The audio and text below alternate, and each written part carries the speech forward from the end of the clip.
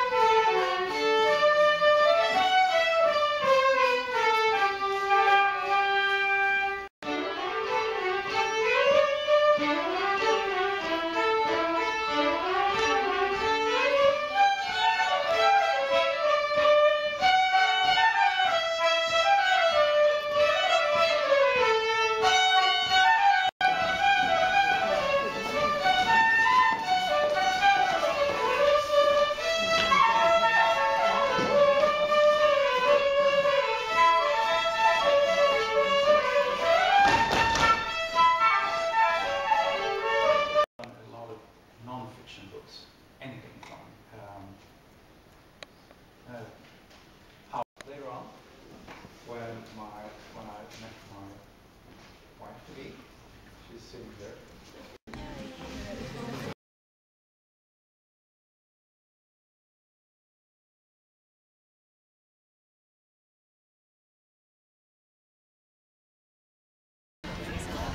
I'm not going to be in the photo. That's really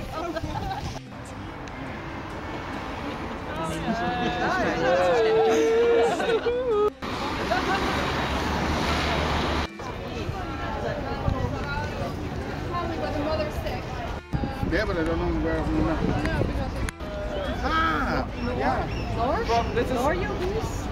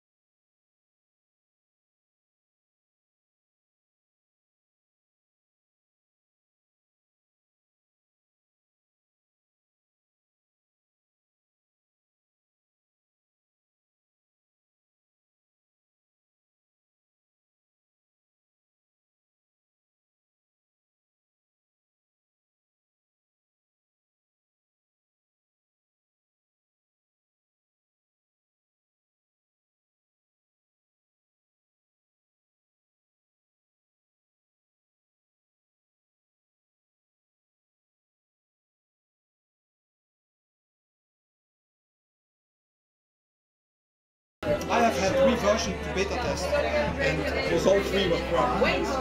Really crap. The first one was even log in. People were programming. There are some people that haven't picked up your pre-ordered t-shirts. If you haven't picked up your pre-ordered t-shirt, you need to do so today. We also have some t-shirts that we ordered extra for sale if you didn't order one at all. They look like miles away, so Oxford is my home city and I really love it. Got any pictures yet?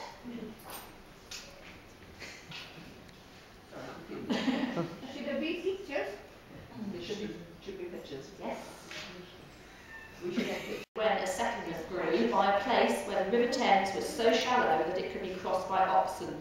But Oxen Ford became a site of legend when a Saxon princess, Friedswide, is said to have established a monastery here after divine intervention helped her to escape from a lecherous suitor. That sounds like a good plot for a book, doesn't it? By the 12th century, Oxford had become a seat of learning and still is today. The colleges, some 38 of them, give Oxford its academic and historical atmosphere. The greatest of these is Christ Church College. Woo! Originally built in 1525 by Cardinal Wolsey on the site of St Friedswide's Priory. I'm not sure about that one, but it's really nice, isn't it? That's Oriel College, and that's Magdalen College. Here. Well, the great hall scenes at Hogwarts were filmed in Christchurch, and you can see this, you can have a guided tour around and see it. Lewis Carroll, who wrote Alice in Wonderland, lived all of his adult life in this college, and the Alice of his stories was the daughter of the college head. Other literary figures associated with Oxford include Philip Pullman, J.R.R. Tolkien, C.S. Lewis, Graham Greene, William Golding, John Buchan, Evelyn Waugh and Sir John Betjeman, to name but a few. Do we have any Inspector Morse fans here? I was going to do the music as well, but I'm playing today. Colin Dexter, of course, set his detective stories in Oxford, and we will be doing an Inspector Morse-themed release walk. We have several museums, including the Ashmolean, the Pitt River, the Museum of Natural History, and the Museum of the History of Science. We have lots of shops and an indoor market. This shop... Hang on, it's British Science, by the way. It is. This shop's especially for styling. Got 2 photos of that. Close up. I've been in there. Have you? It's all about pens. Ah, and notebooks as well. And nice notebooks and lovely stationery. Right. The most famous bookshop is Blackwell's, which is well worth a visit as it has over 3 miles of bookshelves. And here are a few more shots of historical Oxford. This is the Bodleian Library. There's the camera, no? Oh yes, There's the camera. the camera of the Radcliffe camera. Oxford is also known as the city of bicycles because all the students ride around on bicycles. There's hundreds and thousands. That's Jericho. This is Jericho. Yeah. Which, if anyone who knows Inspector Morse knows about Jericho. Jericho features in Inspector Morse. Were taken to Australia, some in chains as convicts, some as free settlers. And they started making Australia into a place much like this, or trying to, a place for people to live in cities, where they can make their own culture, where they can read books and write books. So that's Australia. Melbourne is one of the most southernmost points, cities of Australia. Watch the map, which we don't have. And it's the state capital of Victoria. It's got, it's known as the Paris of Australia, if you will. It's got a lot. First of course, I want to thank all the organizers for this convention. It was pretty nice so far, and I enjoyed it very much.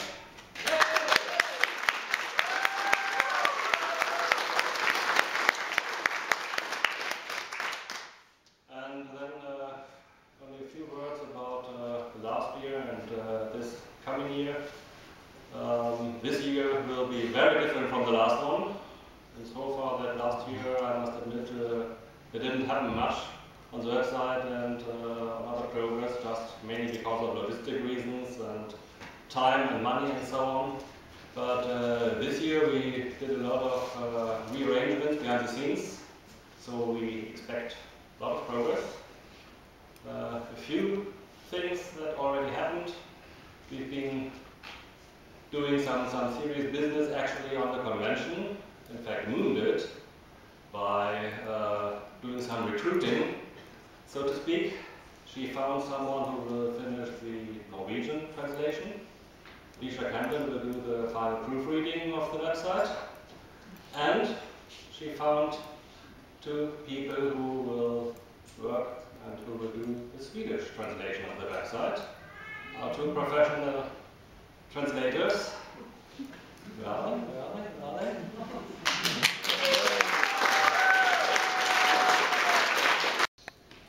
How to Fare Well and Stay Fair, 1993 to 2012. 1.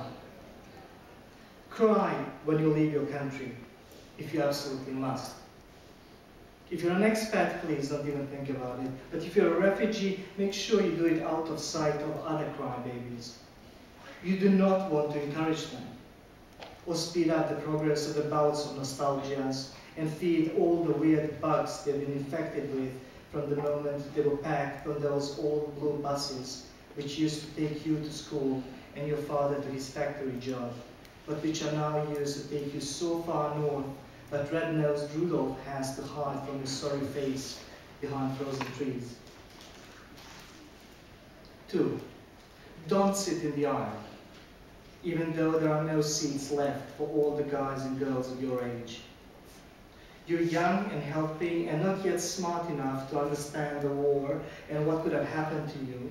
And this is why you will one day say that those warm war days were the happiest moments of your life, when soldiers roamed about and shot at will, and you spent hours sitting with mother and father in your neighbor's cellar, because it was less damp and less infested with rats than yours. Do you ever fear the risk of being pigeonholed as a migrant writer only?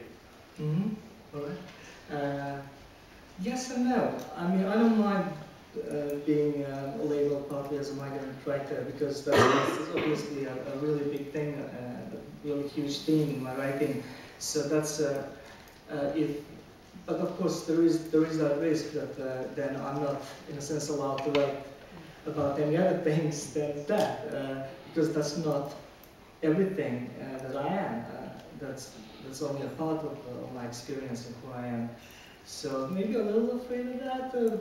I've done some work that is not related to migration only and being a refugee and so on, and war.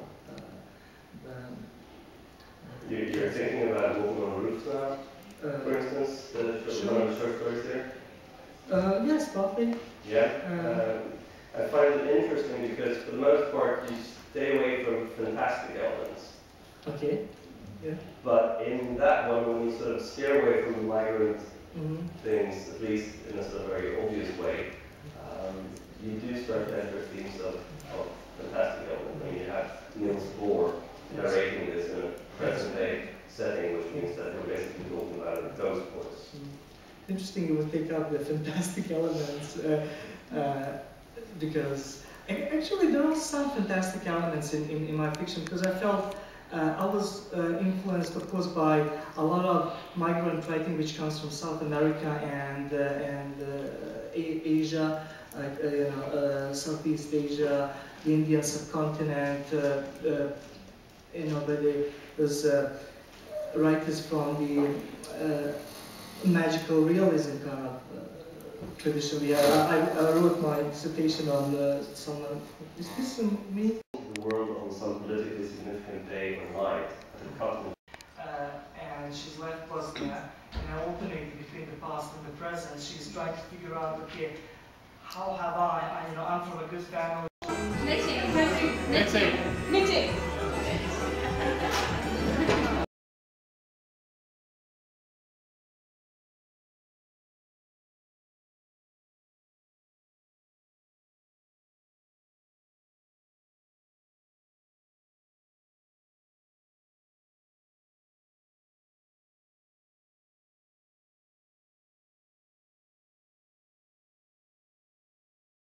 the knitting is Ganesha.